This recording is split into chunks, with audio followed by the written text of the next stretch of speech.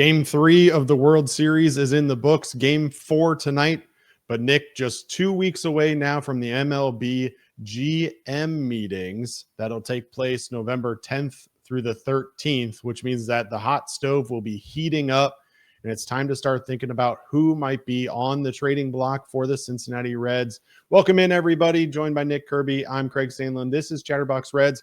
Tonight, we're taking a look at the Reds 2026 roster and who might be on the trading block for general manager Nick Krall. And Brad Meter. I guess I shouldn't call Nick Krall general manager, but nonetheless, you know what we're talking about. Nick Krall, Brad Meter, who's going to be traded. Nick, how are we doing tonight? Doing good. Thanks for joining Craig tonight. Yeah, getting close. Once we get the World Series over, then we have 5 days after, and that's when everything starts rolling. So hopefully we'll have some fun news. I just enjoy some of the nuggets, at least for a while. Yeah. Some of the rumors are fun. It gets kind of old when it's like the 15th rumor and nothing's happened, but the first 14 are pretty exciting. Well, respectfully, I hope the first one is not true, which is Hunter Green potentially being on the block this offseason, but we'll get to that later. But we're going to break down your top 4 targets that you think the Reds might look to move or that you think the Reds should look at moving.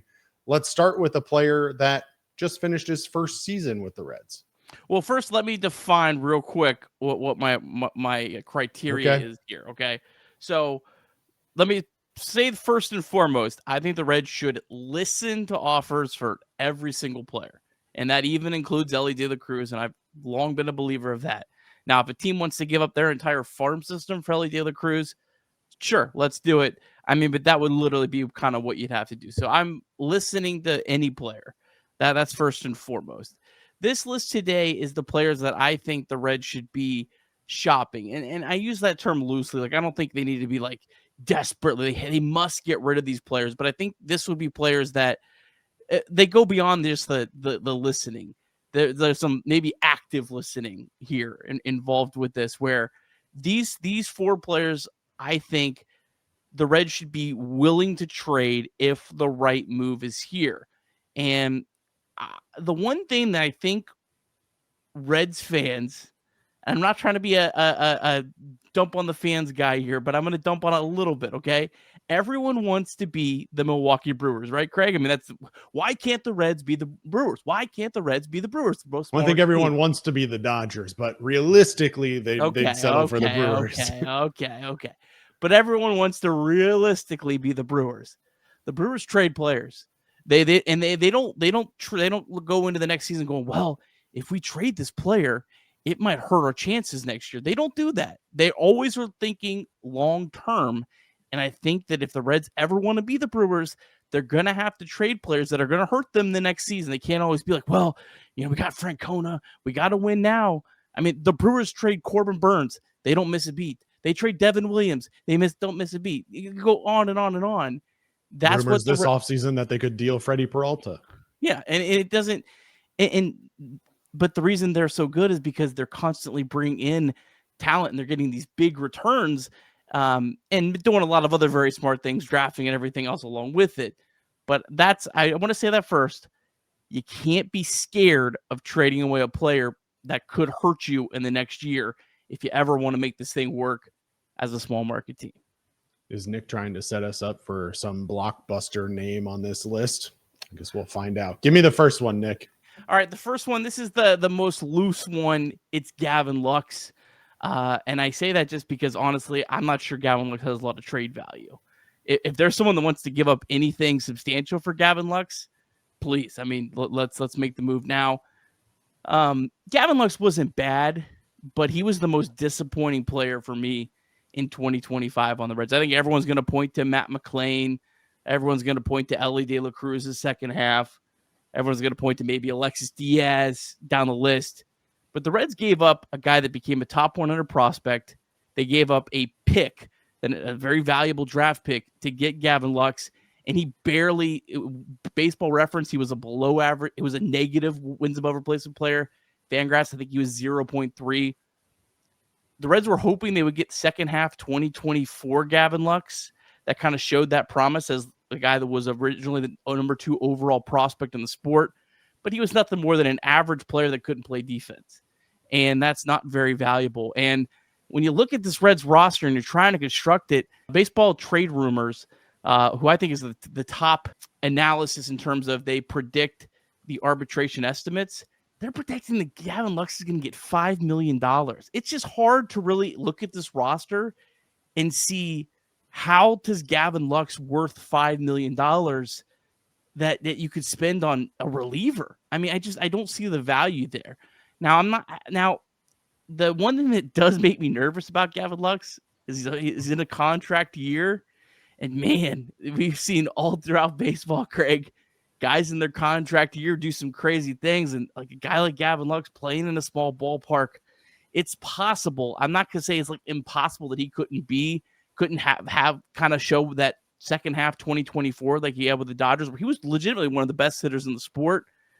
But man, $5 million for a guy that I don't think has a spot on this in the everyday lineup, that's a lot of money for me, Craig. Yeah, I mean, you have to imagine that Matt McLain continues to be your everyday second baseman. And as fans, our biggest hope is that he's replaced in the outfield and that there's no role for him out there either. And so you're left with a left-handed for average hitter that, quite frankly, for $5 million, you could replace for a lot less. And I think the toughest pill to swallow when we're talking about Gavin Lux is that high price point that the Reds paid for him, Mike Sirota, and that competitive balance pick. I think that's the biggest challenge is Reds fans are going to want something similar in return. And for a guy that's scheduled to make or expected to make $5 million, hard to believe that anyone's going to give any sort of value to that level. And so the Reds are going to have to swallow their pride, admit the miss. And if they do decide to move Gavin Lux, we're going to have to recognize that it's probably going to be for less than the Reds gave up to get him just a year ago. Yeah, I hope that that's not part of the process. Is we can't admit defeat on this. I hope that if they look at their finances and they say, yeah, this $5 million just doesn't work out, then I think that they should be moving on. I don't think you can look at that. And I would say, hey, you know what? Look, you didn't hit on him. And overall, Craig, I think the Reds offseason last year in terms of the players they added was really good.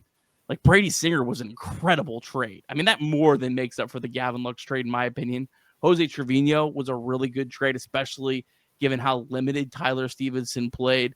And they made some other good moves. I mean, the funny thing is, really, the biggest hurt was what was happened the year before was the Candelario signing. So, look, I'm not going to – I don't think the pitchforks need to be out for the Gavin Lux trade, but it was a bad trade. There's no way around that.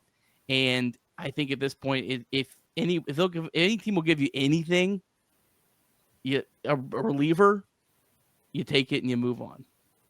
Yeah, the only thing I'll say before we move on from Gavin Lux is that I'd rather have Gavin Lux than Santiago Espinal. I think he brings a little bit more offensively than Espinal did, but not by much. And so those are two guys probably that won't be on the roster in 2026 anyway, but certainly cut from the same cloth, I guess, is the best way to put it. I would say I'm not sure Ryan Valade's not a better player than Gavin Lux. When you factor in defense, and especially when you think, okay, Ryan Valade's going to make the league minimum, so that's a $5 million almost difference. I can use that what's the difference between Ryan Valade and Gavin Lux? I don't think it's that much. And there's just nothing with Gavin Lux. If you look up his like expected stats, like there's nothing there. I mean, yes, he has a really good eye at the plate, but that's it. I mean, that's it. Like there's just nothing there that you can really hang your hat on with him.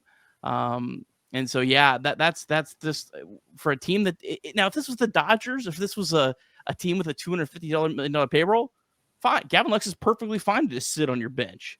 I just don't think the Reds can do that. Yep. Okay. Who's next up on your list, Nick? Guy I really hate to put on this list, Craig. I really don't want him on this list. Especially after we just did a video a couple of days ago where I specifically asked about him and then I got torn apart in the comments. Go on. Tyler Stephenson has to be on this list. And again, shopping doesn't mean we're trading for the hell of it. I would need to get a Tyler Stephenson return for what I think Tyler Stephenson can be in 2026, which is like a borderline all-star catcher. I still believe that's there. He's had some years where it's kind of been up and down, but he's had some really good years as a hitter. Fascinated to see what the ABS, if that kind of helps him as well as a catcher in terms of framing, although even some of his framing actually did improve a little bit. But Tyler Stephenson is a free agent after next season. And when you're a small market team, these are the players you have to consider moving. We've had some fun disagreement. I think that Tyler Stephenson, if he has a big year, is qualifying offer worthy, and I think could actually decline the qualifying offer. So I think that factors into it. I would need to get a big return for Tyler Stephenson. It would not be based on what Tyler, if someone's offering me what Tyler Stephenson did in 2025 for a return, I would say no chance. You're paying based on what I think Tyler Stephenson can be, and I think that's a borderline all-star catcher. So let me play. Well, first of all, I've already talked about Tyler Stephenson, and I don't need to go into that again. But let me play a little devil's advocate for you, Nick. I think one of the challenges I face, and to your point, is that Tyler Stephenson, from a market value standpoint, even at $7 million, is probably a better deal than what you'll be able to get on the trade market for him.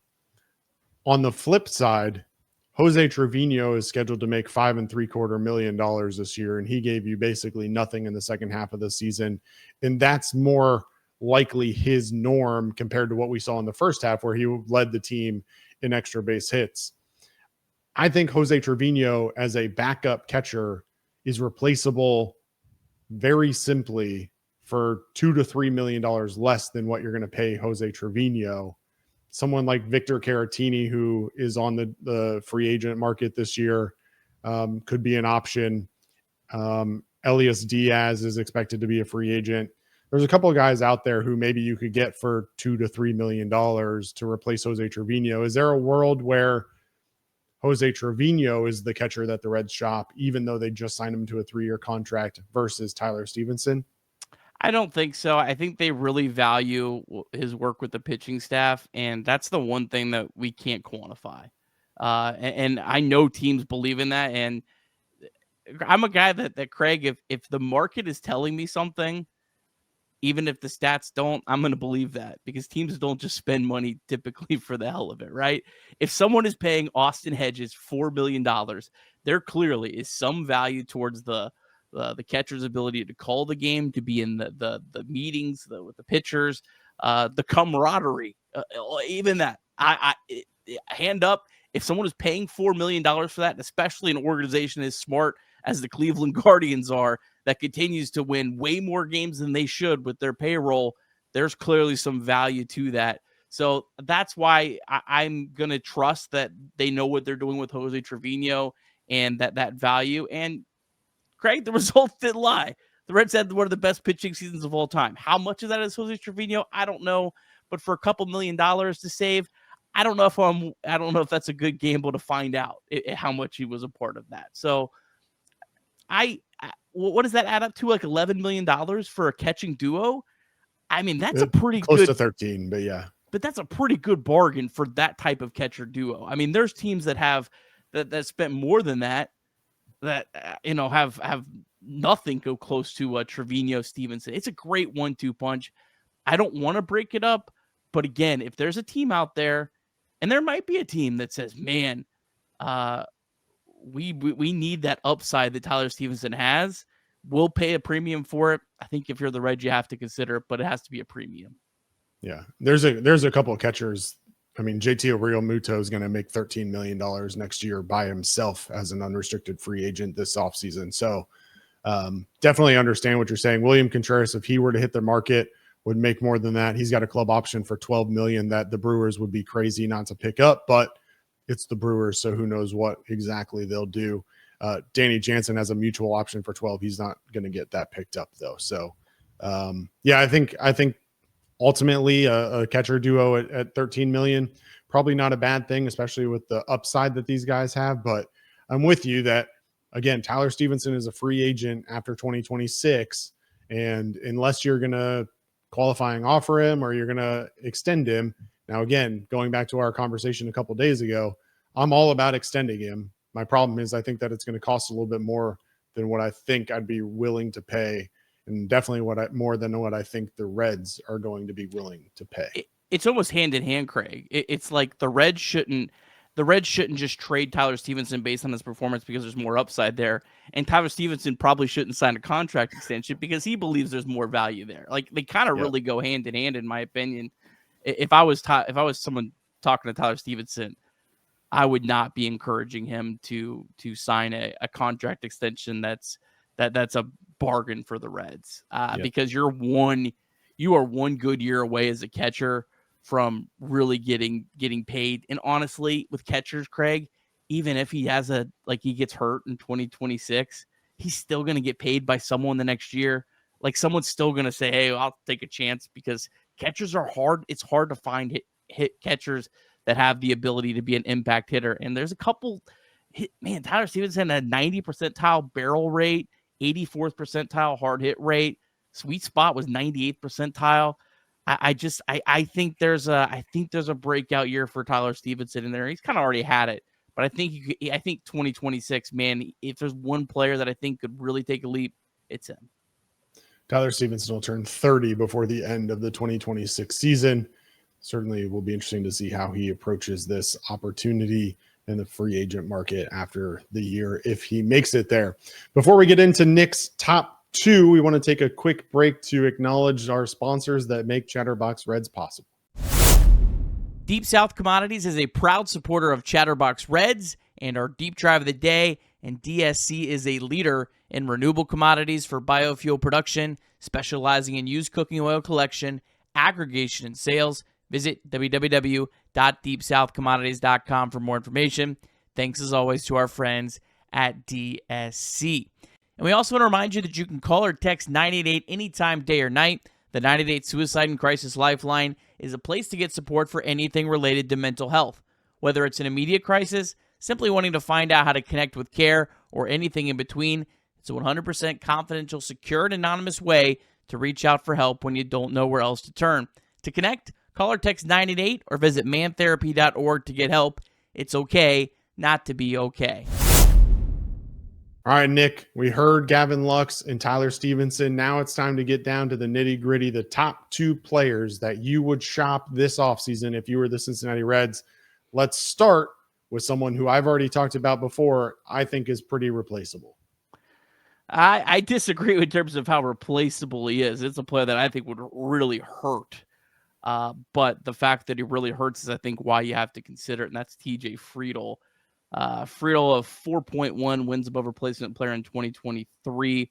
2024 was obviously a disappointment, only played 85 games, but 2025, 2.9 wins above replacement. It's hard to find that in center field. The one concern, obviously, we've talked about many times, is his sprint speed dropping. Is he able to stay in center field, which would decrease his value? But I mean, this guy still has hit pretty well the last several years. The issue for me, Craig, is the age. I mean, he's going to be 30 years old in 2026, going to be his age 30 season. Crazy thing is, he's still 3 years away from free agency. He is not a free agent until after the 2028 season, and he's also very cheap. Still under $5 million. I can't believe that it makes me sick that Gavin Lux is projected to make more than TJ Friedl. I know that's more because Gavin Lux has played more games, and that's why that he's higher, but that's nuts to me. But yeah, I just think like Friedl's clearly there's normal declines when you get on the other side of 30. TJ Friedl is also showing some signs in terms of his sprint speed dropping. He's a guy that I think has kind of proven now over time that he's going to outperform some of like the StatCast numbers, and I think there's some real value to that. But I just think that if there's a team that would give you a real return for him, then yeah, I mean, I think you should really consider it. But it would kind of be like Tyler Stephenson. It would have to be a really big return because it's a great value deal for the Reds. You're not going to go find a TJ Friedl type deal on the open market. But again, teams are smart too across baseball, Craig. They're going to see the same signs that we are. But can you get a team that maybe has a little bit more a little more frivolous with their spending and their prospects wise, because they can make up for it with free agents? I think it's important for me to make sure that I specify that I think his production is replaceable. I think the value that you get out of him as an ARB1 player, certainly difficult, if not near impossible to replace. So I want to make sure that that's clear. But as I've said before, I am starting to lean more and more into the boat that Noelvi Marte may be your center fielder of the future.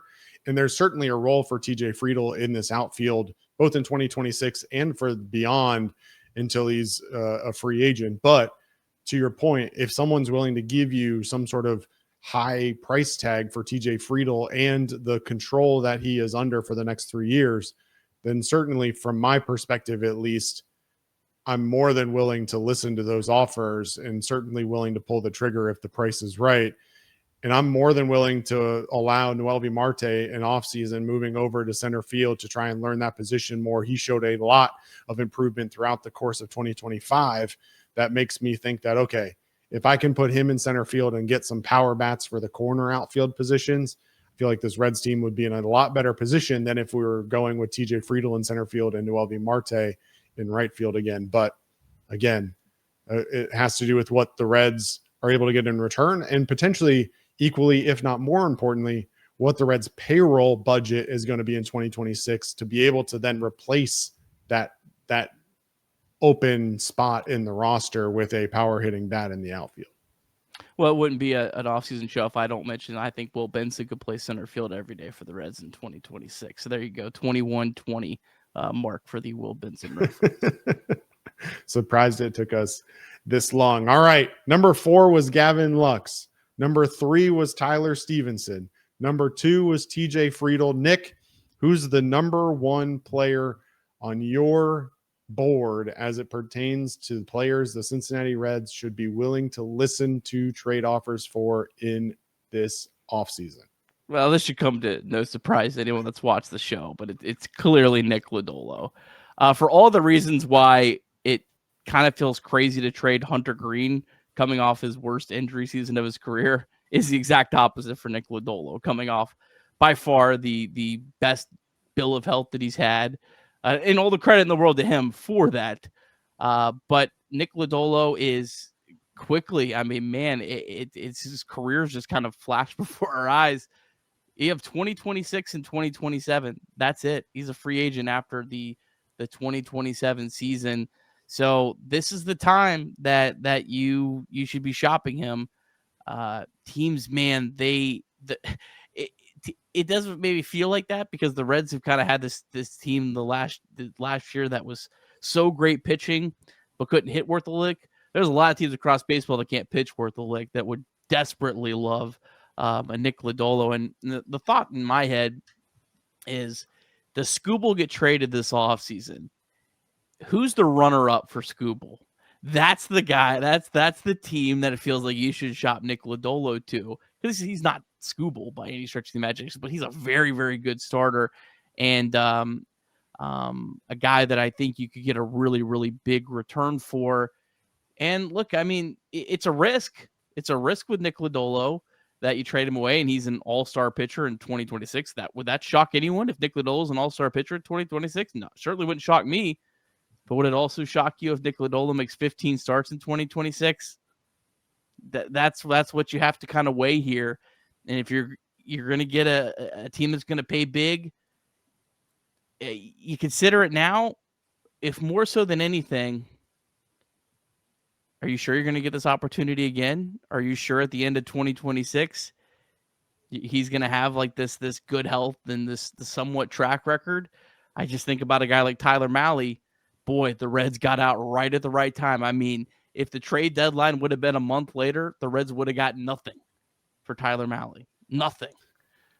That's what you have to think about with Nick Lodolo. It would hurt because he's a hell of a pitcher, but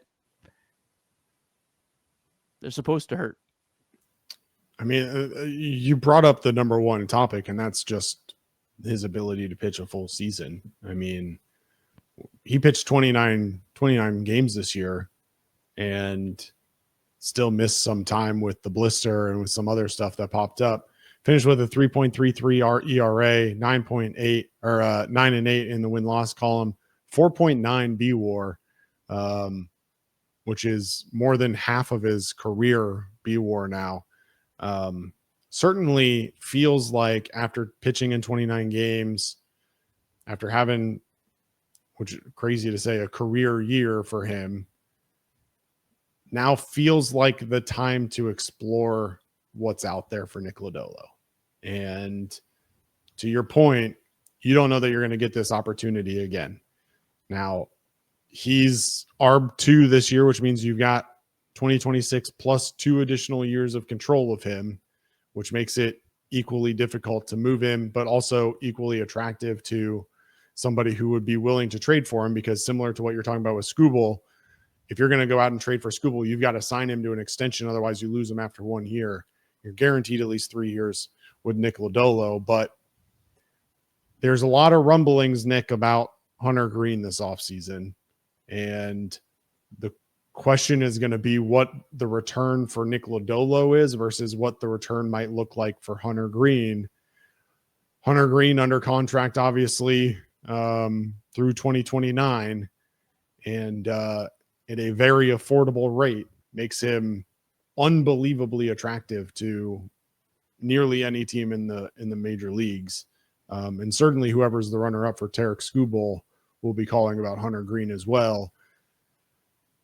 I think it's very interesting, Nick, because as I look at it, there are 3 pitchers that if you told me they were traded this offseason, I wouldn't be surprised. And it's Nick Lodolo, Hunter Green, and Brady Singer. And Brady Singer just came off of a great year, was ultra reliable for you, but he's a free agent after 2026.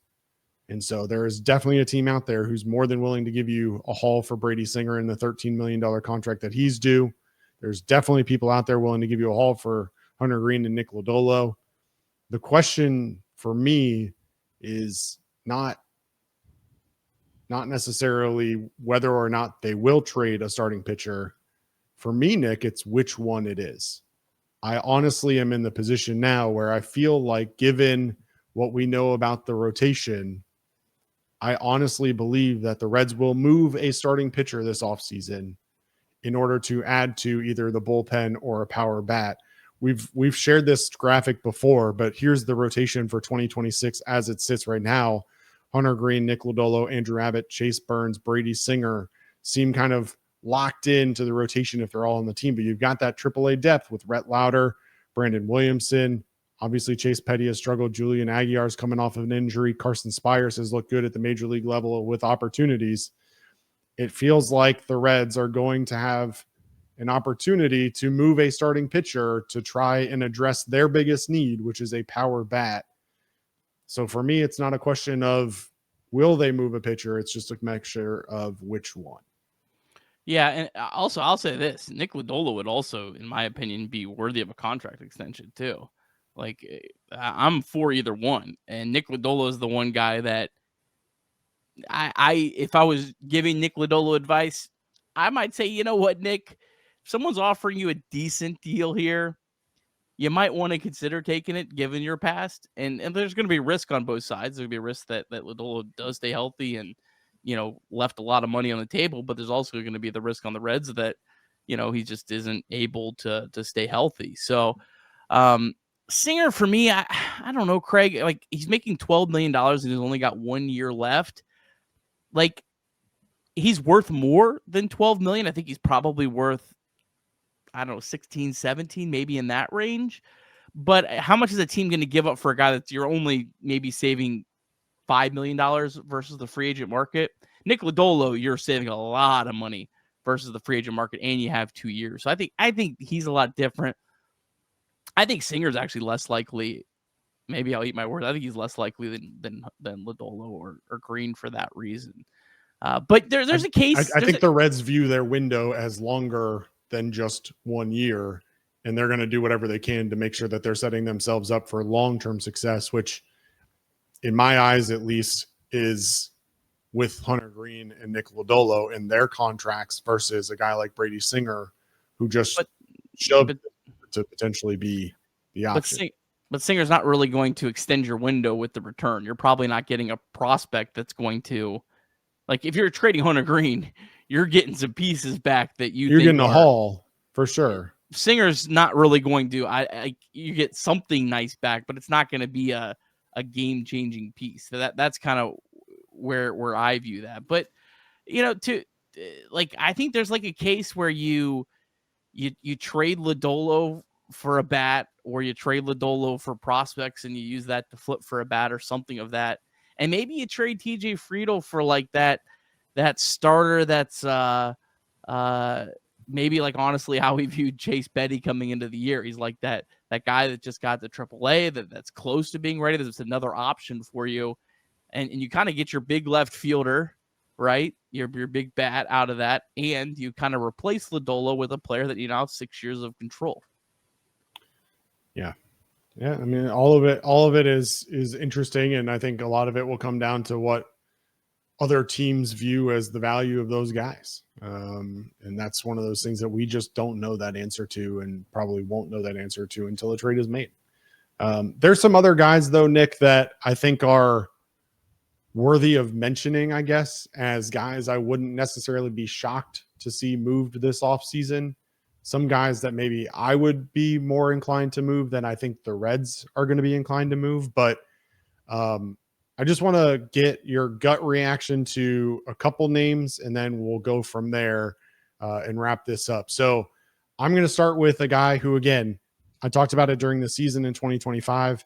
I don't think he has a full-time role on this team moving forward, and I think that he probably is attractive to others, and that's your starting first baseman from 2025, Spencer Steer. Yeah, probably a lot of people were surprised I did not have him on that list of the top four. The thing with Steer is like he has back-to-back seasons where he has a sub 100 WRC plus. So it doesn't feel like necessarily you're selling very high on him. And it's different than Gavin Lux. I mean, he does still have multiple years of control left. Now, Spencer Steer going to be worth his last year of arbitration?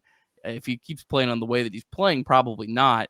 I think that a lot of Reds fans would probably be very disappointed at what a Steer package would actually return. I don't think it would be as much as I think people would think.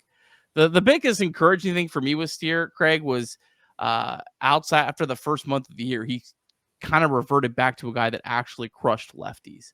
And so to me, that is something that I think is very valuable. I agree with you. I don't think he should be penciled in as an everyday starter against right-handed pitching going into the year. Now, does that mean he won't end up playing every day when injuries come? Probably he does, but I don't think a team that's serious about contending would be penciling him in as an everyday player against right-handed pitching. He would be more of a platoon guy that ends up being a depth piece that ends up getting 400 or 500 at bats. But I don't think you can just say, hey, he's our first baseman. Let's roll with that. So that's kind of where I'm at. I would hold on to him and see if he can A, improve, or B, might even be able to just increase his value to trade at a different point. Okay. You mentioned him about 10 minutes ago, Nick. There's a guy on this team that is very clearly in Terry Francona's doghouse and has been for years, and that's Will Benson, a guy that you think can be an everyday starter. Do you think that there's another team in the league that thinks that he can be an everyday starter as well, and as a result is willing to give you some sort of package that would be attractive enough for the Reds to move Will Benson? I definitely think there'd be a team that would be teams. There are multiple teams that would be interested in him. I mean, he's only projected to make $1.7 million. You still have 2026, 2027, and 2028 of control of Benson. Obviously, a player that lit up the StatCast pages. There's all the reason in the world to have hope in him, and he still has an option. He still has an option. You can still send him down to AAA. So if you're a serious contender, you can't go pick up that kind of player in the free agent market. You can't go pick up a player that, hey, I can send down to the AAA and he can shuffle back and forth. I don't think the Reds should trade Will Benson unless Terry Francona has just flat out said, I'm not going to play him, and then you should trade him.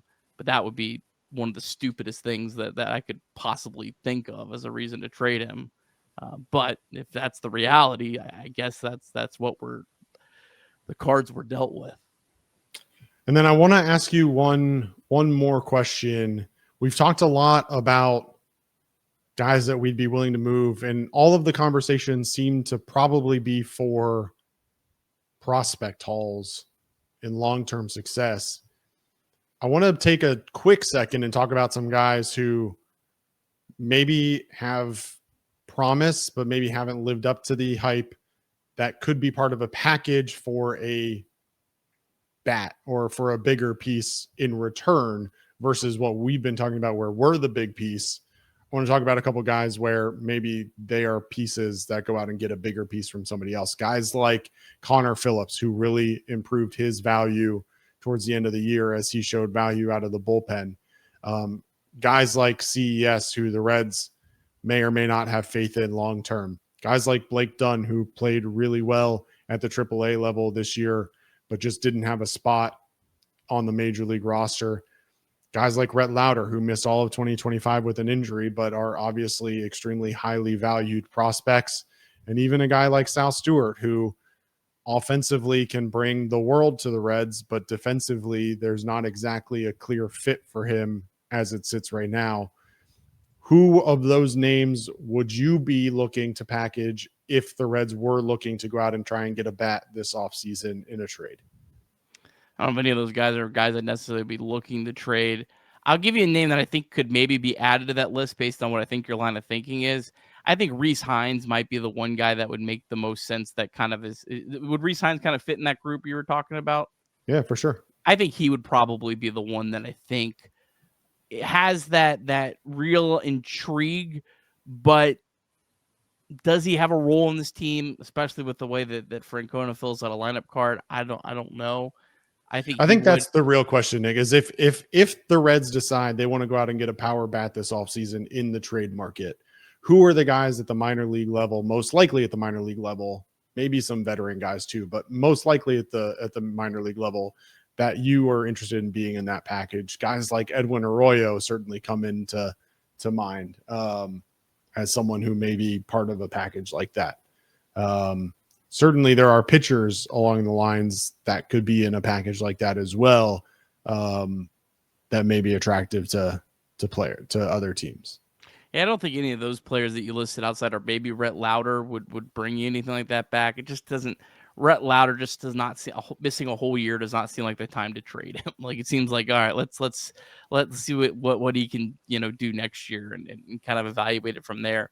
Problem is, so many of the top prospects, I just feel like they're either too untouchable, like Sal Stewart or Alfredo Duno or Tyson Lewis, or they're guys that I feel like you're selling low on, like Collier Right. and Arroyo. The guy that maybe I'm looking at the prospect list that I think you could actually be selling high on would be Hector Rodriguez. He would be a guy. Again, not in a rush to trade him, but if I'm trying to actually get good value out of my prospects, I think he's a guy that right now you could probably get a good value out of. Obviously, if you traded Tyson Lewis, you could probably get, but man, that would be incredible talent to just let get away. I think you may be looking at like guys out of the Dominican Summer League, like Adolfo Sanchez. I think he actually got to the ACL at the end of the year.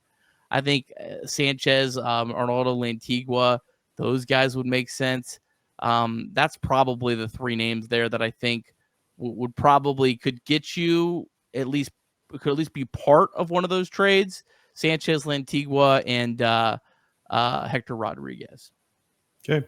Again, the MLB general managers meetings will take place in Las Vegas, Nevada from November 10th through the 13th. Chatterbox Reds will have you covered with all of the latest rumors coming out of Las Vegas during those meetings and throughout the entire offseason when all news breaks and when the rumors hit the wire. We'll be sure to be live to help you iron all the details out and figure out what it exactly means for the Cincinnati Reds. Make sure you tune in to Chatterbox Sports for all the great content. Chatterbox Bearcats, Chatterbox Bengals, Monday through Friday off the bench with Reed Mouse, 10 to 11, and then 11 to 12, the Stones Shields show, also right here on Chatterbox Sports.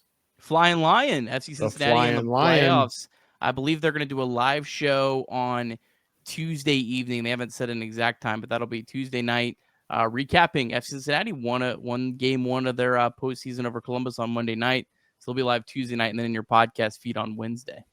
Awesome. Evander setting all kinds of records with FC Cincinnati this year. Been a fun ride for them. But for Nick, Kirby, I'm Craig Sandlin. This has been Chatterbox Reds. We appreciate you tuning in. Make sure you like this video if you haven't already and click subscribe to the channel and follow us on all the social media channels at CBox Sports.